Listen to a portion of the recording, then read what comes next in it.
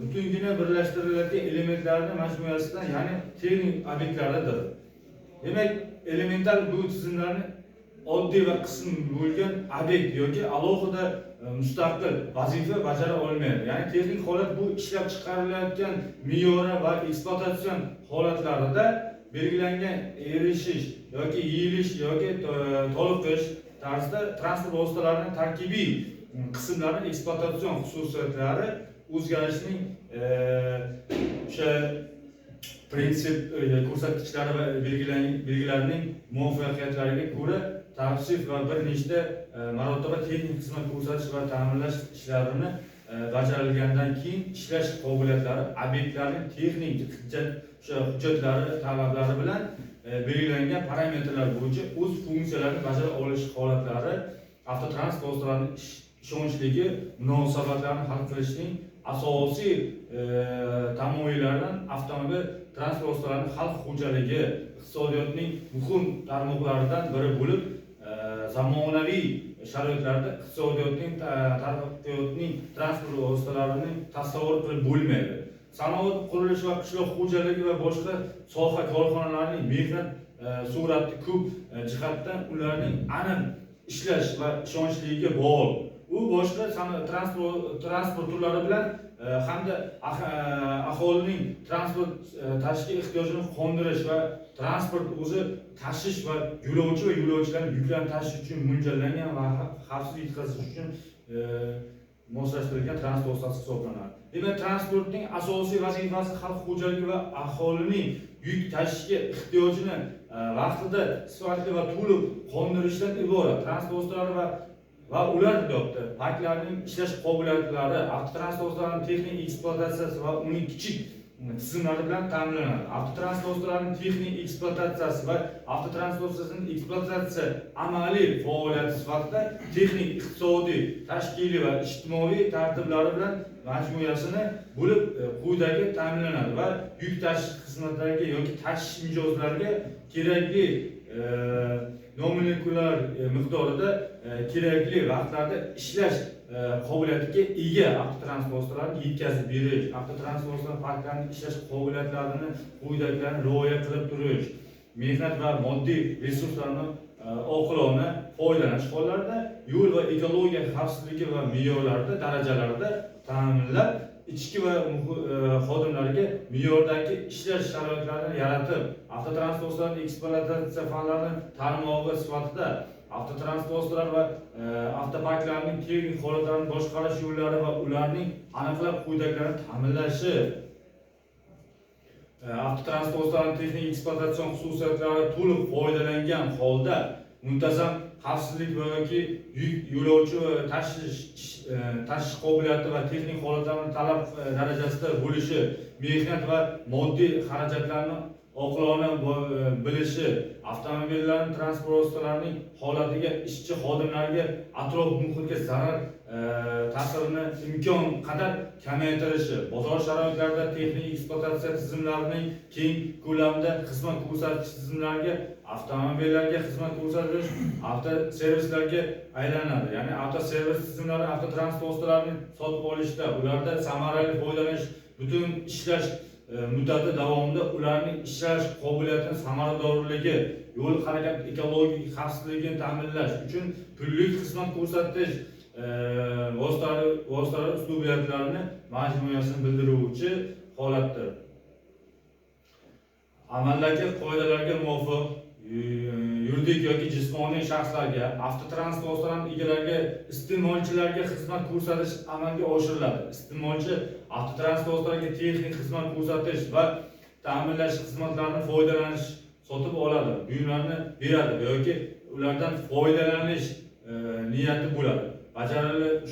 Bajaruvchilar va iste'molchilar tarkiblarida turli korxona, tashkilot, muassasa yoki fuqaro bo'lishi mumkin. Texnik ekspluatatsiya va servis odatda turli korxonalar uchun bo'lgan avtotransport vositalariga asbob-uskunalar, ehtiyot qismlari va materiallar tanlanib, u yetkazib berish, yangi ishlatiladigan avtotransport vositalariga agregatlarni sotib olish hamda sotish va ularni baholash, sotuv oldi xizmatlarni ko'rsatish hamda kafolatli texnik xizmat ko'rsatish ta'minlash ishlari, yoqilg'i quyish, yuvish, ta'minlash, texnik xizmat ko'rsatish, o'tkazish va unga tayyorgarlik ko'rish, ehtiyot qismlarni o'sha materiallarni butlovchi qismlarni va tegishli aksessuarlarni sotish, avtomobillarni ijaraga berish va ularni ilgari amalga oshirish yo'llari, texnik yordam ko'rsatish, evakuatsiyalarni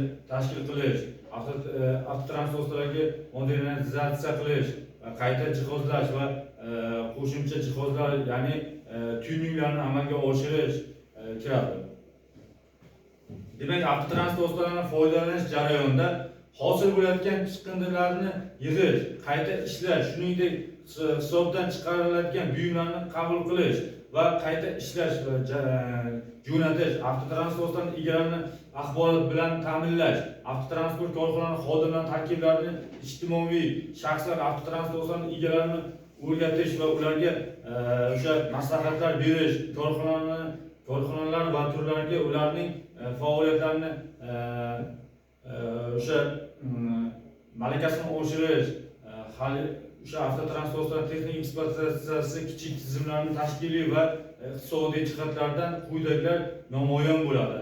Alohida korxonalarning yoki ular birlashmalarining transport kompaniyasi xodimning kompaniyasida tijorat yoki avtotransport korxonasi ishlab chiqarish tuzilmasi kichik tizimlari sifatida yuk tashish amalga oshirish va hamda shu bilan birga logistika xizmatlarini bilish, qo'shish, banklarning ishlash qobiliyatlarini ta'minlaydi. Maqsad mustaqil xo'jalik va subyekti sifatida o'sha mulkchilarning barcha shakllariga munosib bo'lgan avtotransportlarning egalariga xalq evaziga xizmat ko'rsatish, ekspluatatsiya jarayonlarida avtotransportlarni hamda avtokorxonalarning texnik xizmat ishlarini o'tkazish kiradi. Demak, ishonchlilikning metodologiyasi asoslarida avtomobillarning parklarining sifati va ishonchligining muammosi, avtotransportlarning sifatlari va mutlaq va nisbiy o'zgarishlari va transportlarning sifatlarini halqasi va inson muammolarini ishonchligi va xavfsizligi va ishonchli ekologik ishonchlik va marketing transportlarning ishonchligi va parametrlari, metodologiyasi va parametr ishonchligining fizik ehtimoliy modellari va ishonchli ko'rsatkichlarining me'yorlash, avtotransportlar parklarining sifat va ishonchligi muammosi, dunyo bo'yicha avtotransportlarga parklarning doimiy ravishda o'sha yangilanib borilishi, avtotransportlarning modellari bilan mavjudlarini ta'minlashda eskilarini yo'q qilish orqali yangi avtotransportlarga yaratiladigan texnik iqtisodiy xususiyatlari va yaratilishi va ularga yangi funksional bajariladigan raqobatbardoshligini ta'minlaydigan yechimlari tamoyili va ravishda ishlashi va transportlardan samarali foydalanish uchun ularni sifat va ishonchli xususiyatlarini ko'rsatkichlari yuqori bo'lishi zarur. Demak, falsafiy ma'noda sifat bu obyektlarning ajralmas bo'lgan hamda uning o'ziga xosligi va hamda uning maqsadlari va talablarini qondirishi qobiliyatlarini belgilovchi xususiyatlari to'plami. Ya'ni har qanday buyumlardan foydalanish davrida ma'lum odatda buyum uzoq vaqt davomida ediladi. Ya'ni turli omillar va ta'sirlarda bo'layotgan sabablari uning sifatlarini belgilovchi xususiyatlari o'zgarishi va shu sababli vaqt o'tishi bilan sifat ko'rsatkichlarining o'zgarayotganidan keyin ishonchlik va g'oya va sifat dinamikasi va vaqt bo'yicha foydalanishidan, shuningdek bu avtotransportlarning butun foydalanish davrida bo'yicha harakat sifatlari o'sha ko'rsatkichlar saqlanishi tobora oshib boraveradi. Yaxshi o'qitsa o'qiraman lekin oxirigacha tayyorlangan. 9 kız açtırmayıp tam değil mi? Recording in progress. Yani mavzunu hammasini qaysi mavzuni bakıp geçtim aslında. Avtotransportların duruş modellerini bo'yicha gaplashdingmi? Nima savol bor nimaga? Zuhriddinga. Ha? O'rtoq. Savolga o'rin qoldirmadi. Savolga bo'ldim.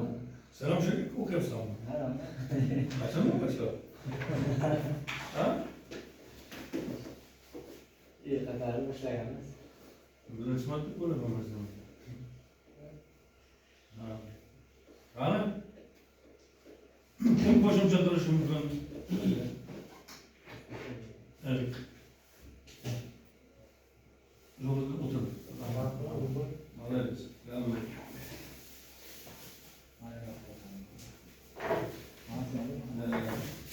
Recording Yurtlarda bormi? Ma'lum.